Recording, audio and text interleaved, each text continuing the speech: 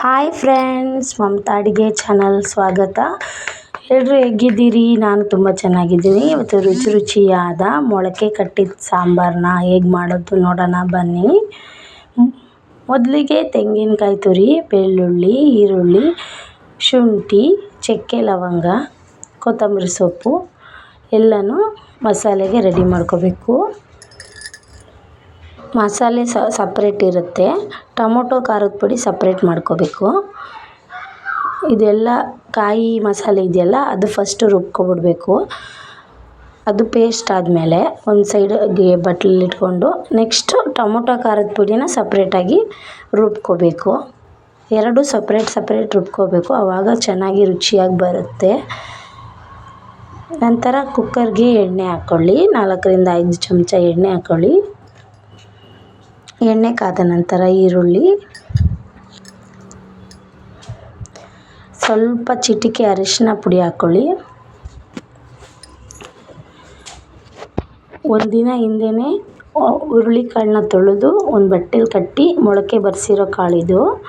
ಮೊಳಕೆ ಕಟ್ಟಿದ ಕಾಳು 1-2 ಪಾವು, ಅದನ್ನು ಎಣ್ಣೆಗೆ ಹಾಕ್ಕೊಂಡು ಹಸಿ ವಾಸನೆ ಹೋಗೋವರೆಗೂ ಚೆನ್ನಾಗಿ ಫ್ರೈ ಮಾಡಬೇಕು.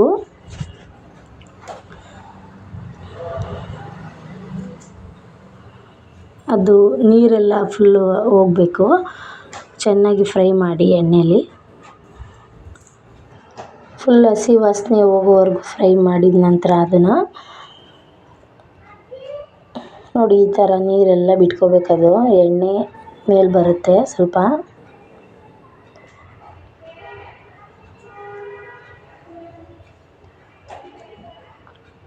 ಇದಾದ ನಂತರ ರುಬ್ಬಿಟ್ಟಿರ್ತೀವಲ್ಲ ಟೊಮೊಟೊ ಖಾರದ ಪುಡಿ ಪೇಸ್ಟನ್ನ, ಆ ಮಸಾಲೆನ ಅದಕ್ಕೆ ಹಾಕಿ ಅದನ್ನು ಸ್ವಲ್ಪ ಫ್ರೈ ಮಾಡಿ.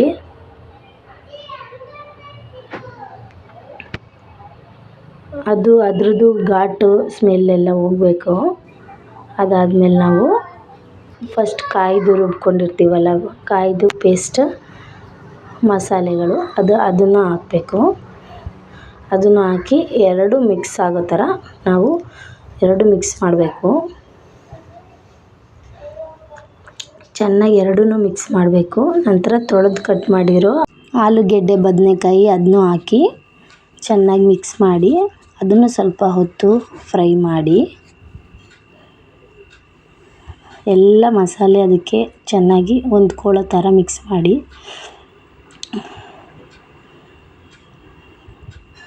ಆಮೇಲೆ ನಾನು ನೀರೆಲ್ಲ ಜಾರೆಲ್ಲ ತೊಳೆದು ಹಾಕಿದ್ದೀನಿ ನೀರು, ಮತ್ತು ಎಕ್ಸ್ಟ್ರಾ ಏನು ಹಾಕ್ಕೊಂಡಿಲ್ಲ.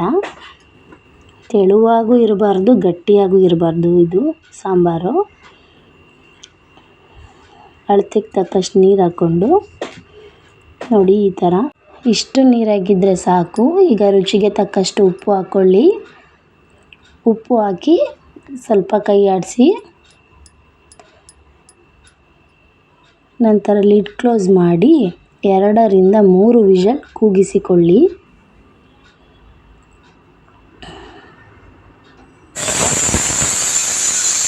ನೋಡಿ ಫ್ರೆಂಡ್ಸ್, ಎಷ್ಟು ಘಮ ಅಂತ ಸ್ಮೆಲ್ ಬರ್ತಾಯಿದೆ ಅಂತಂದರೆ ಮನೆ ತುಂಬ ಘಮ ಅಂತ ಬರ್ತಾಯಿದೆ. ಇನ್ನು ಸಾಂಬಾರು ಎಷ್ಟು ಚೆನ್ನಾಗಾಗಿರುತ್ತೆ. ವಿಷಲ್ ಆರಿದ ನಂತರ ನೋಡೋಣ ಬನ್ನಿ. ನೋಡಿ ಫ್ರೆಂಡ್ಸ್, ಎಷ್ಟು ಘಮ ಅಂತಿದೆ ಅಂತಂದರೆ ಸಾಂಬಾರು ಮಾತ್ರ ತುಂಬ ಚೆನ್ನಾಗಿ ಬಂದಿದೆ. ನೋಡಿ, ಈ ಥರ ಇರಬೇಕು. ತೆಳುವಾಗೂ ಇರಬಾರ್ದು, ಗಟ್ಟಿಯಾಗೂ ಇರಬಾರ್ದು, ತುಂಬ ಚೆನ್ನಾಗಿರುತ್ತೆ. ಇದನ್ನು ಮುದ್ದೆ ಅನ್ನದ ಜೊತೆ ತಿಂತಾಯಿದ್ರೆ ತುಂಬ ಸೂಪರಾಗಿರುತ್ತೆ. ನೀವು ಟ್ರೈ ಮಾಡಿ ಫ್ರೆಂಡ್ಸ್. ಹಾಗೆ ಲೈಕ್ ಆ್ಯಂಡ್ ಸಬ್ಸ್ಕ್ರೈಬ್ ಮಾಡೋದನ್ನು ಮರಿಬೇಡಿ ಫ್ರೆಂಡ್ಸ್.